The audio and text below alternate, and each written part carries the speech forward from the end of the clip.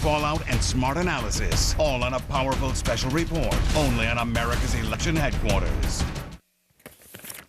They made a gruesome discovery deep below the ground in southern Mexico. Archaeologists finding the remains of more than 100 people inside a cave. Take a look at those pictures there. The bones were found in an area frequently used by Central American migrants traveling north and are believed to be at least 50 years old.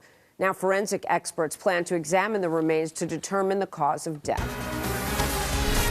So the Obama administration defending the health care law, this about 2 weeks before the Supreme Court starts to hear the arguments, the challenge to its constitutionality. Health and Human Services Secretary Kathleen Sebelius saying that she is confident the law will be upheld. But when asked about the waivers the White House has handed out, hundreds if not thousands, she said this. I have no idea what waivers you're talking about. The waivers that HHS has granted to employers not having to implement sections of the health care law. There have been waivers granted to employers, yes. And had those waivers not been granted, chances are those employees probably would have lost their employer-sponsored care, correct? I have no idea. I'm happy to answer those one at a time and look at the waivers and see what... Yeah, unfortunately, I'm pretty short in time. Well, the man asking the questions is Wisconsin Republican Senator Ron Johnson with me now. How you doing, Senator? Good morning to you. Real good. Good morning, Bill. Thanks for having me on. Well, welcome back. It's great to have you back here. There's two main points that you were trying to make in that back and forth. You conclude, instead of saving $143 billion based on the new health care law, that we're actually adding $54 billion. That was the charge you leveled against the secretary. Did she defend that? No, not at all. She really was not particularly well versed in the numbers. And the larger point here, Bill, is I don't want to have to implement the health care law for us to figure out how much it's going to cost. I mean, it is obviously not going to reduce our deficit. It's going to explode our deficit. It's also going to do great harm to our health care system. Just so I understand this, Senator, how are you seeing that already? Well, this is just the tip of the iceberg. But the fact of the matter is, when they first estimated the cost of health care, they said in the first 10 years it would reduce our deficit by $143 billion. Now, they've already looked at the Class Act and realized that's not going to work. So that's going to deprive their estimate of $86 billion of revenue. And the president's most recent budget just came out and said they need another $111 billion for the health exchanges. So you add up, 143 minus 86 minus 111 gives you $54 billion that'll actually be added to our deficit. Okay. But again, that's just the tip of the iceberg. What Secretary Sebelius argues is that those insurance exchanges are not set up yet. And once they're up and rolling, 2014 or thereabouts, then those numbers will change. That was the point she was making. Do you buy that argument? No, and that's the second broken promise. Remember, President Obama very famously said that families will see a reduction in their annual cost of health care of $2,500. The Kaiser Family Foundation has already said today health care costs has gone up $2,200 per family. That's a $4,700 difference.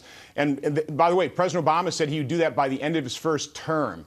So that's broken promise number two. And the other promise that I was pointing out is he said if you like your health care, you'll be able to keep it. The CBO has estimated already 1 million people will lose their coverage. But again, that's just the tip of the iceberg. There's a study by McKinsey that said that 30 to 50% of employers plan on dropping coverage. When that happens, there's 180 million people that get employer-sponsored care. That would be 90 million people, not 100 million, at an average subsidy rate of $7,000. Bill, if that happens, the cost of Obamacare is not going to be $95 billion. It will be $400 to $500 billion a year. So to draw that's on the true cost of Obamacare. To draw on your analogy, the tip of the iceberg, what's underneath the water is billions and billions more. That's the argument you're making. It's going to destroy our budget. It's also going to destroy our health care system. We need to paint a picture for the American people what our health care system and what our budget is going to look under Obamacare, and it's going to be a very unattractive picture. Well, the other argument you made with the secretary is the waivers. About 1,200 to 1,700, that's your number, given out to employers. That covers about 4 million Americans. Now, if your numbers are right, she did not defend or back up what you said, what does that do to the law as it plays out over 10 years? Well, what that just points out is again, that this administration is actually granting those waivers. She was fully aware of those things. I couldn't believe that she wasn't admitting it. I mean, those are actually the administration's figures in terms of the number of waivers primarily granted to union-backed plans.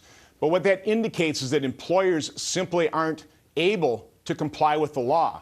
And health providers aren't going to be able to comply with the cost structure of this. And that's the problem, is Americans are going to be moved into basically a Medicaid system, because the overall goal of Obamacare was to move people into a single-payer system, government control, and we can't afford the government-controlled health care we have right now, much less when we move 100% of the people into it. These are dire warnings. In a word, does it hold up in the Supreme Court or not? Boy, let's hope so. Let's keep our fingers crossed. But it's our job to point out what this is going to look like, so that 2012 is actually a mandate on repealing Obamacare. Because if the Supreme Court doesn't do it, voters have got to do it. Senator, thank you. Ron Johnson from Wisconsin. Thanks for having me on. In Washington. You bet. We'll talk again. Jamie. Whitney Houston's daughter, Bill, is now speaking out for the first time since her mother's death. What Bobby Christina is saying. Also, an amazing rescue. A plane crash sparking a massive fire, and look what is on the ground there. How this turned out in moments. Once this deal is done, we'll be in 11 time zones. Who do we have handling this? BDO. And over there? BDO. People who know BDO. This is my playbook. Serious business. Did it at the UPS store. Bam! Color prints for 25 cents. I love logistics.